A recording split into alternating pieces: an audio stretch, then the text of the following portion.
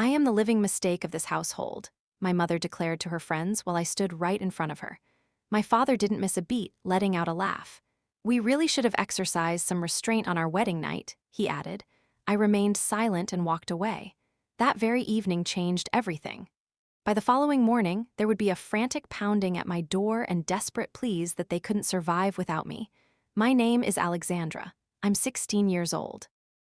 And that was the night I discovered exactly how unwanted I was in my own home. Mom was positioned in the center of the living room, wine glass in hand, while her friends leaned in as if she were about to reveal a charming little secret. Instead, she raised her glass toward me. "Look at her," she snorted. My permanent reminder of one reckless night. We got careless on our honeymoon and boom, an instant life sentence. The room erupted in loud, piercing laughter. Someone even joked that at least she got a free babysitter out of the deal. Mom wasn't finished. She went into graphic detail, describing how she'd been intoxicated, how a positive test had sabotaged their honeymoon plans, and how she had sobbed in the bathroom because she wasn't ready for motherhood. She waved her hand at me as if I were a blemish on the wall. "We almost took care of the situation, you know," she said, gesturing toward my father. But he lost his nerve. That's when he joined in, wearing a grin. "Yeah, we should have just kept our hands to ourselves that night. It would have saved us a lot of grief." Every eye in the room turned toward me. Some people looked away in discomfort, but most didn't. One of Mom's friends actually pulled out her phone and whispered for her to stop because she was recording it, all while they cackled. I just stood there, clutching an empty cake plate, realizing I wasn't a daughter to them. I was a cruel punchline they had been refining for years. I didn't scream or cry. I went upstairs, packed my backpack, took the crumpled bills I'd been secretly saving from my part-time job, and walked back down without a word. As I reached for the front door, I heard Mom behind me, breathless from laughing. "Don't be so sensitive, Alexandra. It's just a joke." I stepped out into the darkness and let the door close between us. I believed that was the last time they would ever laugh at me.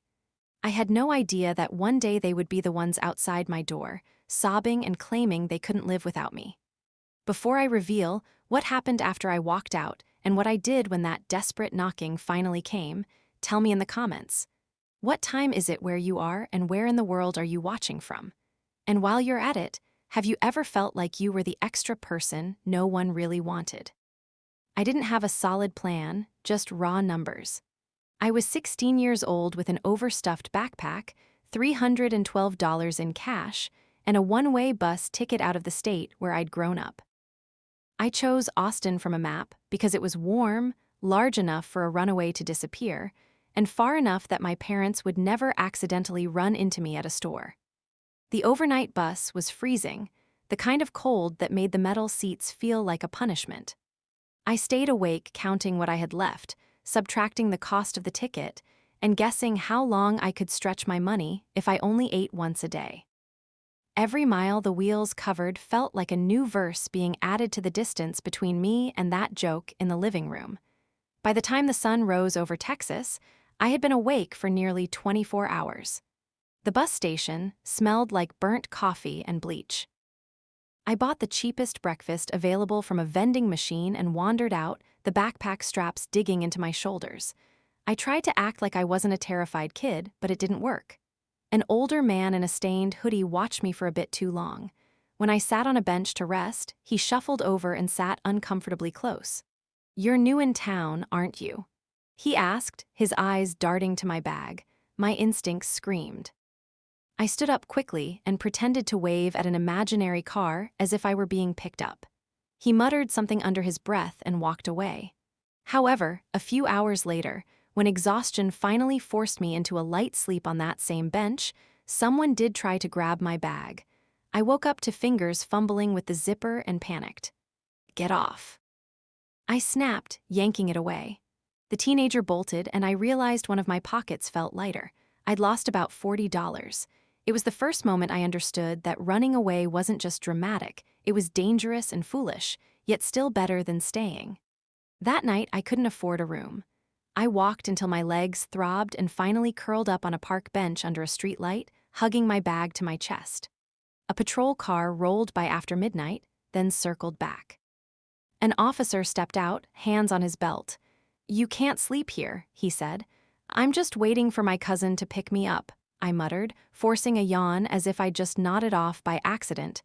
He stared at me for a long moment, then pointed toward the main street. "Wait at the bus station. It's safer." Safer, but not safe. I spent the rest of the night sitting upright in a plastic chair under flickering lights, promising myself I would never have to sleep on a bench again. The next afternoon, I saw a peeling sign in a diner window. "Help wanted, night shift." I walked in smelling of sweat and bus exhaust. I asked for the manager and told him I'd work any hours he had. He looked me up and down, hesitated, then tossed me an apron. "Dishes. No complaining, you eat here. You clock in on time. You don't steal. Deal." I nodded so fast my neck hurt. That diner became my first anchor. I scrubbed plates until my fingers were pruned and my feet ached on the greasy tiles. But at the end of every night, I had a meal and a few more dollars. Within a week, I saved enough to rent a tiny room in a crumbling weekly motel. The walls were thin and the bed sagged, but it had a lock that clicked from the inside. One night, a group of regulars sat at the counter discussing auctions and foreclosures. I refilled their coffee and pretended not to listen, but every word stuck in my mind. Houses going for pennies, banks unloading properties, people losing everything to debt. I went home that night and started calculating numbers on scrap paper the way other kids write song lyrics. Rent, interest, down payments. If my parents had turned my birth into a joke, I was going to turn their greatest fear, being broke and powerless, into a language I spoke fluently. I didn't know it then, but that was the first beat of the track that would one day play over their personal nightmare. By 18, I had moved on from the diner and the motel. I still worked occasional night shifts to pad my savings, but my world had shifted to a glass door with gold lettering. Sunridge Property Group. They hired me as a receptionist because I sounded older on the phone than I looked in person. I watched agents in pressed blazers come and go. I heard them closing deals and arguing with banks about short sales. Every conversation was a master class for me. I arrived early, stayed late, and asked questions until a junior agent named Caleb finally cracked. "You know more about our listings than half the agents here," he said one night. "Why don't you get your license?" I held up my worn notebook, filled with numbers and notes. "I'm working on it," I said. My life was a spreadsheet of hours, diner shifts, studying, the front desk, and sleep. When I passed the exam on my first attempt, Caleb's cheer startled the whole office. "You're on the board now, Alex," he grinned. "Let's see if those notes are worth anything." My first real test arrived sooner than expected. A senior agent got sick on the morning of a big open house for a 3-bedroom foreclosure. "You've been tracking this file for weeks," my manager said, handing me the packet. "You're up." My throat went dry. An hour later, I was standing in a stiff blazer inside a house that still smelled of someone else's life. As people filtered in, my heart hammered against my ribs. When it was time to speak, I stepped into the living room and opened my mouth. Nothing elegant came out. My voice wavered as I mentioned the square footage. I stumbled over the features. Someone in the back smirked when I checked my notes. Every insecurity from that birthday party years ago resurfaced. I could almost hear my mother's laughter. I forced myself to continue, talking about the neighborhood and the way the light hit the front window. The room went silent for a few seconds. It felt like I was failing. Then, one of the fathers in the group nodded slowly. "You know, she's right about the light," he said. The atmosphere shifted.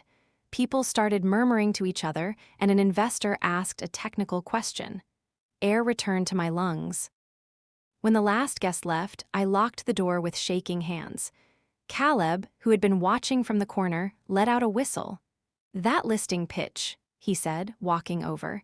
"It sounded like you were serving your parents an eviction notice." I blinked. "Is that bad?" He grinned. "No, it was brutal and honest. People felt it." That was the night I began thinking of my life as an album. Every major moment was a track. Every humiliation was a beat I could use. Track 1, the wedding night joke. Track 2, runaway math. Track 3, open house, closed throat. I wasn't just learning to sell houses. I was quietly gathering the tools to dismantle the people who thought I would never be more than a bad joke. Real estate shows you who people truly are. I'd seen sweet grandmothers turn vicious over small fees and quiet men explode over minor scratches. But nothing cut as deep as the day my past accidentally answered on speakerphone. By 20, I had my own listings and a corner desk. Caleb was now my unofficial partner. We tracked every penny, planning for the day we could buy our own property instead of just selling for others. Then there was Vivian, the firm's top producer. She'd been watching me for months and eventually pulled me into a conference room. "You're good with numbers," she said, "but on the floor, you apologize with your body. You act like you snuck into the room and are waiting to be caught." It stung because it was true. "So what do?" I asked. "Stop trying to be small," Vivian replied. "Stand like you own the building. And stop letting the ghosts of your childhood dictate your tone." She had no idea how literal that was. A week later, I was working late when my phone buzzed with an unknown number. "Hello," I said, still typing. "Alex, oh my God, is this really you?" It was my old neighbor from back home. After some stiff small talk, she said, "Hang on there here. I'll put you on speaker. This will be a surprise." My stomach dropped. Before I could object, there was a shuffle and a beep. Suddenly, I heard my parents' voices as if they were in the room. "Honestly, it's been quieter without her," my mother said, her tone laced with that familiar annoyance. "One less mouth to feed. We were drowning before." My neighbor mentioned missing me, but Mom just snorted. She always thought she was better than us, getting sensitive over every little joke. I swear, if I'd kept my appointment at that clinic, we'd have a paid-off house by now. My father's voice joined in. "We did what we could. Kids today think they can run off and the world will just hand them everything. She'll come crawling back when she realizes life isn't so easy." I couldn't breathe. My fingers froze over the keys. It wasn't enough that they had humiliated me years ago, they were still using my existence as an excuse for their own failures. My neighbor tried to change the subject.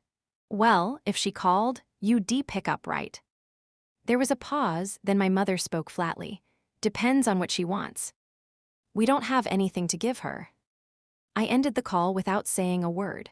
The office was silent. Vivian passed by and saw my face, but I shook my head. I didn't want comfort, I wanted leverage. That night, I ran the numbers again. How much I'd need for a down payment. How fast I could clear a loan. How many foreclosures I could turn into rentals if I cut every unnecessary expense. Every digit was a brick in the wall I was building. Every closed deal was another verse in a song they would never hear unless I chose to play it for them. Tell me this. What would you think if the people who joked about never wanting you sounded happier once you vanished? Would it break you, or would it make you sharpen yourself into a weapon? I didn't hear from them for nearly 3 more years. By 23, I was one of the top agents at the firm. Caleb and I had saved enough for our first duplex. The first time a tenant handed me a rent check, I felt something click. I wasn't just surviving, I was building. Then the email arrived. The subject line was "Please read," and the sender was my mother. The message was weirdly formal. "Alexandra, it's Mom. We're coming to Austin for a few days and would really like to see you. It's important. Please tell us where we can meet." No apology. No, "How are you?" Just, "It's important." I ignored it. 2 days later, I found out what was so important when I saw them sitting in the office lobby. My mother looked smaller, her hair thinning. My father looked older, with heavy bags under his eyes. The receptionist gave me an apologetic look. "They said they're your parents," she mouthed. For a moment, my 16-year-old self wanted to run. Instead, I straightened my blazer. "We can talk in the conference room," I said. I chose the room with glass walls in full view of the office. They stepped in as if they were walking into a bank to beg for a loan. Mom tried to smile. "You look successful," she said, her eyes darting to the logo on the wall. "We're so proud of you." The words felt like a script she was reading. Dad cleared his throat. "We shouldn't have let things go so long. We made mistakes. Jokes, you know how we are." I sat at the head of the table and folded my hands. You didn't come here to talk about my career, I said. What do you need? Mom flinched at my bluntness, then pulled a stack of papers from her purse. She pushed them toward me with shaking fingers. We're in a situation, she said. Your father had some business ventures that didn't go as planned. The bank called the loan. We got behind, and they're foreclosing on the house. The house? The same one where she'd turned my birth into a joke for her friends. We have 60 days, Dad said, his voice turning harsh. Unless we can refinance or pay enough to stop the process. The bank says if we have a co-signer with good credit and steady income, they might reconsider. That's you. There it was, not we missed you, but you're useful now. My heart was pounding, but my voice remained calm. So, after 7 years of silence, I said, you flew here to ask me to sign for the house you always acted like I ruined. Mom's eyes filled with tears. It's not like that. We were wrong about a lot of things. You turned out incredible. We're so impressed. It was flattery used as currency. Dad leaned forward. Look, Alexandra, we're family. That house is where you grew up. We took care of you all those years. You can't just watch us lose everything. Memories flashed through my mind.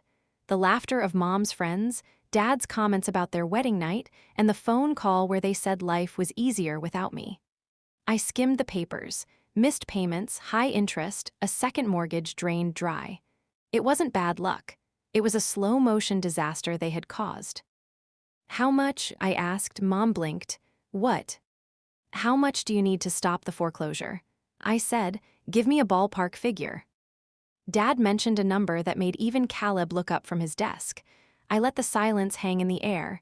Then I slid the papers back across the table. No, I said. The word was small and final. My mother's face crumbled. Alexandra, please, she whispered. We're your parents. We can't live like this. We can't lose the house. Dad's voice rose in anger. We raised you. He snapped. We put a roof over your head and food in your mouth. You wouldn't be here without us. You owe us. There was the truth. I stood up slowly, aware that the whole office was watching through the glass. You called me a mistake in that house, I said quietly. You laughed about almost getting rid of me. You said life was easier after I left. You didn't miss me. You missed what I could do for you. You don't want me back. You want my credit score. She actually collapsed to her knees beside my desk, her hands pressed together in a desperate plea. I'm begging you, she implored, her voice splintering. They are going to seize everything we own. We are far too old to begin again. We're truly sorry, all right? We were just foolish back then. A sharp ache twisted in my chest, a lingering ghost of the invisible 16-year-old I used to be. But past her shoulder, I caught sight of the Sunridge emblem on the wall and my own image mirrored in the glass. I looked older, more resilient, no longer the child hiding in the shadows of their home. You taught me a vital lesson, I remarked quietly. When people label you a mistake, you eventually believe them, and then you construct a life where you never have to ask them for a single thing. I am not signing anything. I won't pay. You made your choices, and now you must endure the results. I headed toward the exit. My mother's voice trailed after me, fractured and desperate. Alexandra, we cannot survive without you, she wailed. I halted with my hand on the doorknob, recalling how she had chuckled while admitting she almost chose not to have me. You seemed to manage perfectly well without me for years, I replied, then stepped out into the bustling energy of the office. Tell me truthfully, when the individuals who treated your very existence like a mockery end up kneeling before you, pleading for your signature to protect their home, what would you do? Would you help them up, or would you walk away and let the bank finish what it started? After that encounter, their desperation faded into the background noise of my daily life. There were endless emails and voicemails. I received a letter from my father claiming he didn't truly mean those things he said at the party, that people say regrettable things when they've been drinking, and I needed to stop being so vindictive. My mother sent a rambling, disorganized message regarding her failing health, claiming the stress was unbearable and that she couldn't sleep knowing she might lose the very house where she first brought me home as an infant. I read every single word before mentally filing them under one category: consequences. Meanwhile, my career moved faster than ever. Caleb and I closed on a second property, then a third. We focused on the houses people wanted to forget: foreclosures, short sales, and places with tragic histories or hideous interiors. I got to know the bank staff on a first-name basis. I learned to scan auction lists the way others browse music playlists, sensing the rhythm of potential in every new address. When Sunridge nominated me for a Regional Rising Investor Award, the irony felt almost overwhelming. The ceremony was held at a sleek downtown hotel made of glass and polished chrome. There were speeches, networking opportunities, and a rooftop reception where the air was warm enough for people to relax and share secrets over cocktails. "This is your moment," Caleb teased as we headed up in the elevator. "Your big stage." A part of me wanted to laugh, but another part was that 16-year-old girl again, still holding an empty cake plate. We walked into a lobby crowded with agents and investors. My name was printed on a card near the stage. People I had never met before shook my hand, as if my financial numbers told them everything they needed to know. It was surreal and strangely empty. Then I spotted them, not inside, but out on the street. Through the massive floor-to-ceiling windows, two figures stood by the velvet rope where security was managing the line of guests. Even from that height, I recognized my mother's slumped shoulders and my father's rigid jaw. They were arguing with the guard, pointing toward the door and then toward a promotional poster in the window featuring my portrait. The guard shook his head, gestured to the ticketed event sign, and refused to move the rope. They lingered for a long time, craning their necks to see past the glare on the glass. My mother's eyes landed on my photo again, her fingers tracing the window. I wondered if she could actually see me behind her own reflection. I wondered if she recalled telling a room full of strangers that she almost chose a world where I didn't exist. "Alex," Caleb's voice pulled me back to the present. "Are you all right?" I forced myself to look away from the window. "I'm fine," I said. "Let's get our drinks before I have to start pretending to enjoy small talk." Later, standing on the stage, the host recited my statistics: properties flipped, returns on investment, and platitudes about vision and grit. I approached the microphone wearing a dress I had found at a thrift store and tailored myself, with the city lights glowing behind the crowd. From the balcony's edge, I could see all the way down to the sidewalk. Those two small figures were still hovering near the entrance, locked out of the very party where their mistake was being honored. "When I was 16, I began. Someone I trusted told a room full of people that my entire life was a punchline, something they wished they could take back. For a long time, I believed them." A soft murmur drifted through the audience. People adore confessions, especially when they are safely wrapped in a success story. But then I started looking at the data, I continued. I calculated the actual cost of carrying dead weight, debt, shame, and people who only show up when they require something from you, and I learned what happens when you finally let go. I glanced toward the window, at the faint outlines below. "Some houses are worth saving," I stated. "Others you have to let fall into foreclosure, regardless of the memories inside, because they will pull you down with them. This award is for anyone who has ever been called an accident, a burden, or a joke. You aren't a liability, you are an asset. Start treating yourself like one."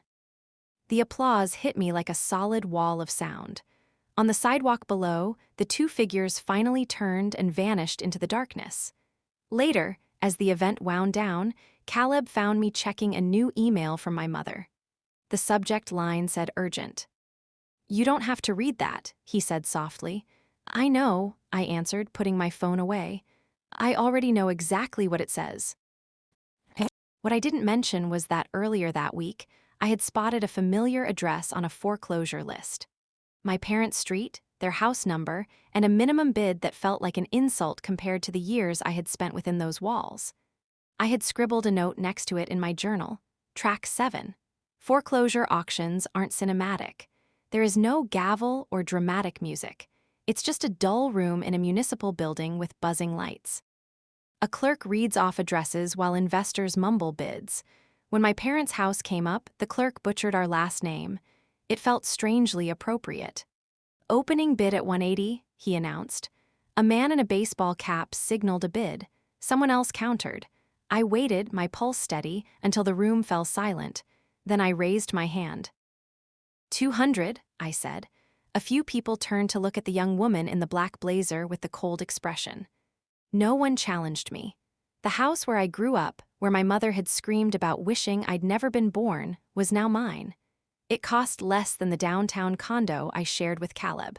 On paper, it didn't belong to Alexandra Rhodes. It was owned by an LLC with a generic name.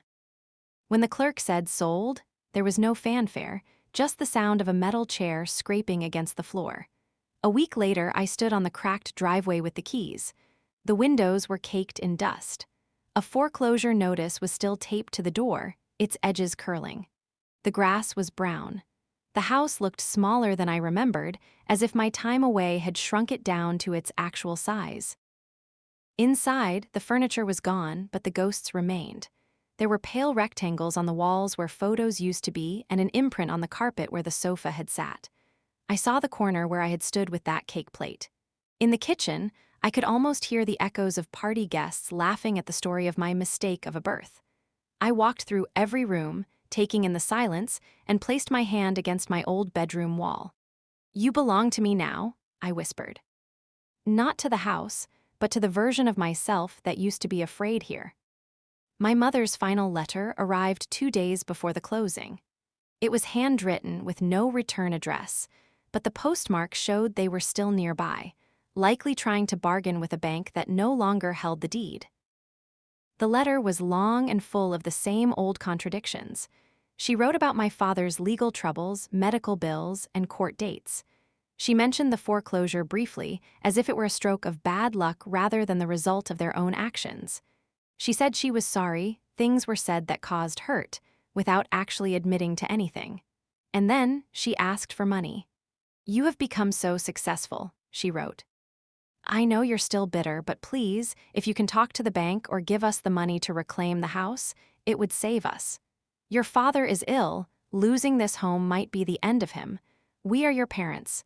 We can't live without you. That same line again. As if my absence was a tragedy they had just discovered, rather than a reality they had cultivated for 7 years. I read it twice before writing my response. I didn't mention the party, the clinic, or the nights I spent in motels while they told people how much easier life was without me. I kept it brief. I'm sorry for your situation. I hope you find the help you need, but I am not the one who will provide it. I will not be speaking to the bank, and I will not be lending you money. The house has already been sold. I am the buyer. It will never belong to you again. I included a flyer I had designed that morning. It featured a photo of the old house, newly renovated with a fresh sign, the Safe Harbor House, a sanctuary for runaway teenagers and kids who were made to feel unwanted. The tagline read, "Where the jokes end and real life begins." I had already filed the paperwork to turn the property into a nonprofit. The bedrooms would be safe rooms. The living room would be a communal space. My old bedroom would be an office where kids could talk to mentors or just sleep in peace without being called a burden. I intended to fund it myself until the grants came through. You could call it charity, or you could call it revenge. It felt like both. At the bottom of the note, I added one final sentence. This is my family now. I mailed it and never heard from them again. Maybe they moved in with relatives. Maybe they're in a small apartment somewhere, complaining about their ungrateful daughter. Maybe they drove by and saw the kids on the porch, laughing and eating pizza, and realized they were the only ones who weren't welcome. The night the house opened, I sat on the front steps after the kids had gone to sleep. The air smelled of fresh paint and laundry detergent instead of bitterness. A 15-year-old girl had arrived that day with her belongings in a trash bag. She had told me her mother said she ruined her life. She said she wishes she never had me, the girl had muttered. Cool, I had replied gently, handing her a key. Welcome home. I leaned my head back and looked at the stars. 7 tracks, 7 chapters. The wedding joke, the runaway math, the awards ceremony, and finally, the house I bought back. Not to rescue the people who discarded me, but to protect the children who know exactly how that feels. Honestly, if you were me, sitting there with those keys in your pocket and the power to choose who enters those doors, would you forgive the people who made you a punchline just to feel lighter? Or would you leave them in the world they built, locked out of the place where their favorite joke finally died? I've made my decision. What about you? The villains here aren't monsters from a horror film. They are parents who use cruelty and ego to mask their own shortcomings. Alexandra's parents viewed her as a mistake and only returned when they needed her resources. They turned love into a transaction. The lesson is straightforward. Biology does not define family. Respect, empathy, and accountability do. We cannot pick our parents, but we can choose to break their cycles and become the adults we once desperately needed.